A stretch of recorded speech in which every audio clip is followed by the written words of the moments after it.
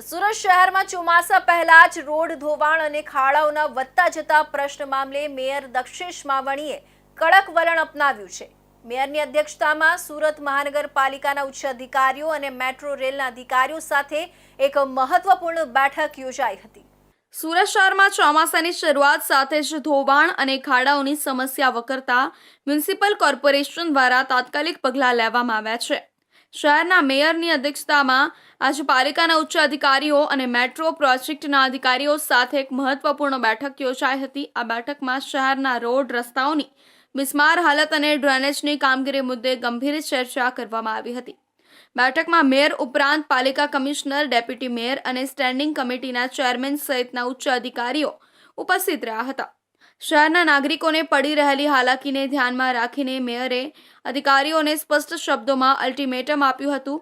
Mayor Dakshesh માવાણીએ જણાવ્યું હતું કે શહેરના રોડ પરના ખાડા અને ડ્રેનેજની કામગીરી સંપૂર્ણ કરવા માટે અધિકારીઓને 3 થી 4 દિવસનું અલ્ટિમેટમ આપવામાં આવ્યું છે।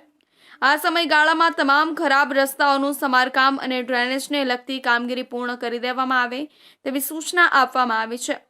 વધુમાં મેયરે રોડ રિપેરિંગની કામગીરી દરમિયાન ટ્રાફિકને કોઈ અડચણ ન થાય તેની ખાસ કાળજી રાખવા પણ સૂચના આપી હતી। તેમણે ભારપૂર્વક જણાવ્યું હતું કે રોડ પર ટ્રાફિક જામ ન થાય તેવી રીતે રિપેરિંગની કામગીરી હાથ ધરવામાં આવે તે અત્યંત જરૂરી છે। આ બેઠકમાં મેટ્રો પ્રોજેક્ટના કારણે થયેલા રોડ ધોવાણ અને ખાડાઓના મુદ્દે પણ ગંભીર ચર્ચા થઈ હતી। મેયરે મેટ્રોના અધિકારીઓને કડક શબ્દોમાં ચેતવણી આપતા જણાવ્યું હતું કે જો મેટ્રોના અધિકારીઓ દ્વારા રોડ રિપેરિંગ અને આનુષાંગિક કામગીરી યોગ્ય રીતે નહીં કરવામાં આવે તો આ મામલે ગુજરાત સરકારને જાણ કરવામાં આવશે। આ નિવેદન દર્શાવે છે કે મેયર આ મુદ્દે ગંભીર છે અને કોઈ પણ ભોગે શહેરના નાગરિકોને પડતી મુશ્કેલીઓ દૂર કરવા કટિબદ્ધ છે।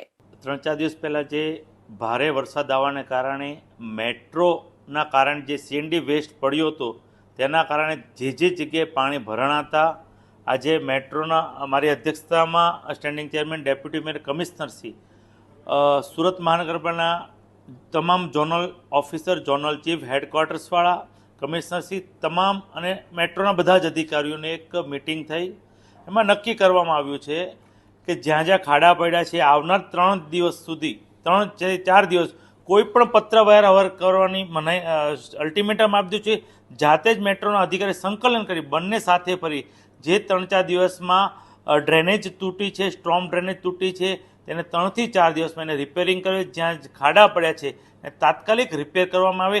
એ 3 થી 4 દિવસમાં આ તમામ કામ પૂર્ણ કરવા અલ્ટિમેટમ આપ્યું છે અને રોજ જ સાંજે એનું રિપોર્ટિંગ કમિશનરશ્રી અને મેયરશ્રીને મળી જાય। ભવિષ્યમાં આવી સમસ્યાઓનું પુનરાવર્તન ન થાય અને કામગીરીની પ્રગતિ પર નજર રાખી શકાય તે માટે મેયરે એક મહત્વપૂર્ણ નિર્ણય લીધો છે। તેમણે જણાવ્યું હતું કે દર 15 દિવસે રિવ્યુ મીટિંગ યોજવામાં આવશે અને કામગીરીનો વિગતવાર રિપોર્ટ પણ માંગવામાં આવશે। આ નિર્ણયથી કામગીરીમાં પારદર્શિતા જળવાઈ રહેશે અને જવાબદારી નક્કી કરવામાં મદદ મળશે। સુરત શહેરમાં પ્રથમ વરસાદ પછી શહેરના જે રોડ રસ્તા જે ખાડામાં ધોવાણ થતા ખાડામાં બદલાઈ ગયા હતા અને તેના લીધે થતું ટ્રાફિક અકસ્માતની સમસ્યા મીડિયામાં વારંવાર ઉચકાતી હતી।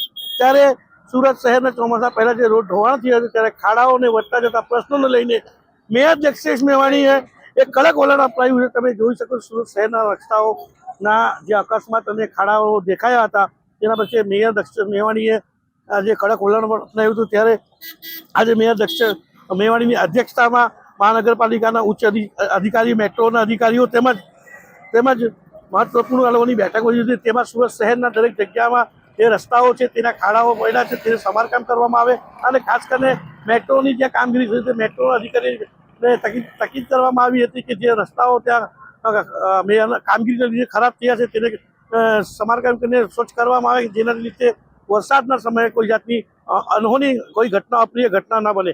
કેમેરામેન રવિ વેન્ડે સાથે સુનિલ પ્રજાપતિ, ઇન્ડિયા ન્યૂઝ, સુરત।